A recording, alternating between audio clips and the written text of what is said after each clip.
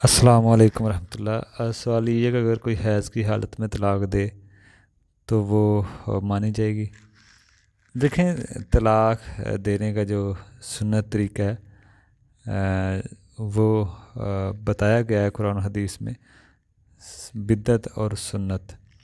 طلاق بدعت اور طلاق سنت، یہ دو ہی قسمیں ہیں طلاق کی، سنت اور بدعت کے اعتبار سے۔ باقی طریقہ بتایا گیا ہے طلاق سنت اور طلاق بدعت۔ دیکھیں، طلاق بدعت وہ ہے جو قرآن و حدیث کی مخالفت میں دی جائے، اور طلاق سنت وہی ہے جو قرآن و حدیث کے مطابق دی جائے۔ اب اس میں علماء کا اختلاف ہے کہ جو حیض کی حالت میں طلاق دی جائے وہ مانی جائے گی کہ نہیں۔ باقی پوری امت اس کا اس بات پہ اتفاق ہے کہ طلاق کی حالت میں، حیض کی حالت میں طلاق دینی نہیں چاہیے، ٹھیک ہے نا۔ لیکن اگر دے دی تو پھر اس میں ذرا شدید اختلاف ہے۔ بعض تو مانتے ہیں، وہ کاؤنٹ کر لیتے ہیں، بعض نہیں مانتے۔ جو نہیں مانتے وہ کہتے ہیں ہر وہ چیز جو قرآن میں جو بھی مسئلہ جو قرآن میں ہے اور جو عمل اللہ اور رسول کی اطاعت میں وہ صحیح ہوگا، جو اللہ اور رسول کی اطاعت میں کام کیا جائے۔ دلیل ان کی یہی ہے، قرآن میں ہے کہ جو عمل اللہ اور رسول کی اطاعت میں کیا جائے وہی صحیح ہے، وگرنہ وہ عمل باطل ہوگا۔ تو وہ یہ سورۃ محمد، اللہ کے اور رسول کی اطاعت کرو، جس نے ایسا کوئی عمل کیا جو ہمارے بتائے ہوئے طریقے پہ نہیں ہے وہ رد ہے، وہ ریجیکٹڈ ہے۔ تو صحیح مسلم کی بھی حدیث ہے، جب عبداللہ بن عمر سے کسی نے مسئلہ پوچھا، عبداللہ بن عمر کا مسئلہ آیا اللہ کے نبی کے پاس، تو اللہ کے نبی نے کہا بیوی کو واپس لو۔